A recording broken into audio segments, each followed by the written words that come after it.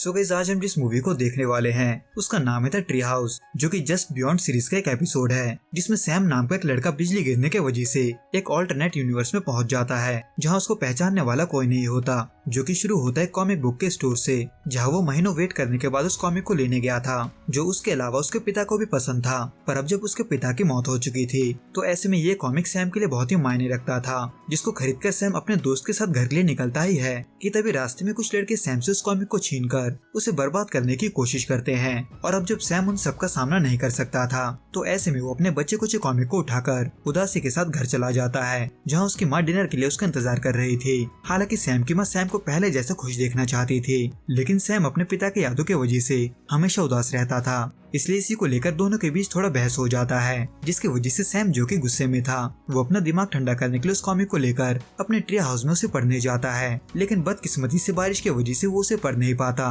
उल्टा वो अपने सभी कॉमिक को गीला होने से बचाने की कोशिश करता है, जो कि वो कर ही रहा था कि अचानक से एक बिजली का झटका सैम के ट्री हाउस को गिराते हुए उसे एक ऑल्टरनेट यूनिवर्स में भेज देता है। लेकिन सैम, जो कि इन सबसे अनजान था, वो आंखें खोलते ही खुद को किसी के कमरे में पाता है, जहाँ उसको खुद का फोटो देख ये समझ में नहीं आता कि आखिर ये सब क्या है। इन शॉर्ट, ये असल में ऑल्टरनेट यूनिवर्स में रहने वाले सैम का घर था, इसलिए सैम को बाहर जाकर उसके दोनों पेरेंट्स भी अलग मिलते हैं, जिनके हिसाब से सैम को फुटबॉल मैच के दौरान सर पर चोट लग गया था, इसलिए सैम को अजीब बर्ताव करता देख उनको लगता है कि सैम की याददाश्त में थोड़ा प्रॉब्लम है। लेकिन वही अब जब सैम के लिए कुछ भी नॉर्मल नहीं था, तो ऐसे में वो वहाँ से भागकर सीधे अपने घर जाता है, ये सोचकर कि उसकी माँ ने उसको सबक सिखाने के लिए उन लोगों के साथ मिलकर ये नाटक किया है। लेकिन इस यूनिवर्स में सैम की माँ, जो कि सैम की माँ नहीं थी, वो सैम को बिना बुलाए घर में घुसता देख घबरा जाती है, जिसको सुनकर सैम का पिता भी आ जाता है, जो कि इस यूनिवर्स में जिंदा था, इसलिए अपने पिता को जिंदा देख सैम खुद को नहीं रोक पाता। लेकिन अब जब सैम उनके लिए अजनबी था, तो ऐसे में वो सैम को वापस अपने घर लौटने को बोलते हैं, जिसको सुनकर सैम का दिल टूटने में देर नहीं लगता।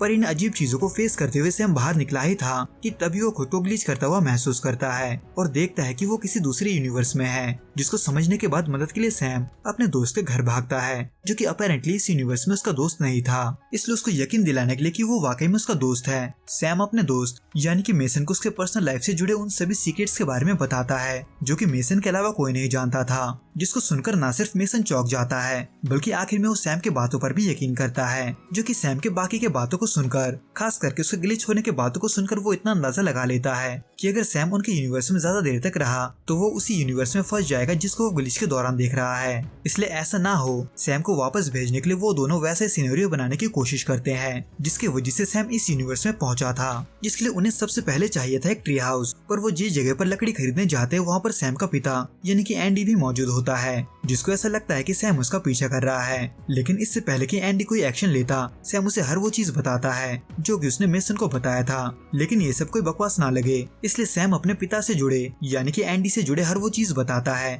जो सिर्फ एंडी और उसके करीब के लोगों को ही पता था। इन शॉर्ट, एंडी भी आखिर में सैम पर यकीन करने लगता है और उसके मदद के लिए वो उसे अपने घर ट्री हाउस बनाने ले जाता है। हालांकि ये सब एंडी की बीवी यानी कि सैम की माँ को सही नहीं लगता, पर एंडी के थोड़ा समझाने पर वो भी सैम के मदद के लिए मान जाती है, जिसकी वजह से सैम आखिर में उन पलों को अपने परिवार के साथ सही से बिता पाता है, जो कि वो इतने समय से चाहता था, जो इन चुनिंदा पलों में इतने करीब आ जाते हैं कि वो सभी खुद को एक परिवार ही समझते हैं, जिसकी वजह से आखिर में ट्री हाउस के बनने के बाद सैम को एक अजीब सा बेचैनी सताने लगता है, क्योंकि वो अपने पिता को फिर से नहीं खोना चाहता था। लेकिन अब जब सैम को वहाँ रुकना ठीक नहीं था, तो ऐसे में एंडी उसको समझाते हुए उसके माँ का ख्याल रखने को बोलता है, क्योंकि उसके माँ के लिए सैम ही उसका पूरा जिंदगी था, जिसको समझते हुए सैम आखिर में अपने यूनिवर्स में लौटने के लिए तैयार हो जाता है। लेकिन सैम वहाँ पहुंचकर उनको ना भूल जाए, इसलिए सभी सैम को अपना कुछ निशानी देते हैं, और इसी वजह से एंडी आखिर तक सैम के साथ उसी ट्री हाउस में रुकता है, क्योंकि यही सैम का आखिरी ख्वाहिश था। वैसे तो उस ट्री हाउस पर फिर से बिजली गिरने की वजह से सैम अपने यूनिवर्स में लौट चुका था, लेकिन इस बार वो पहले जैसा नहीं था, बल्कि वो एंडी से मिलने की वजह से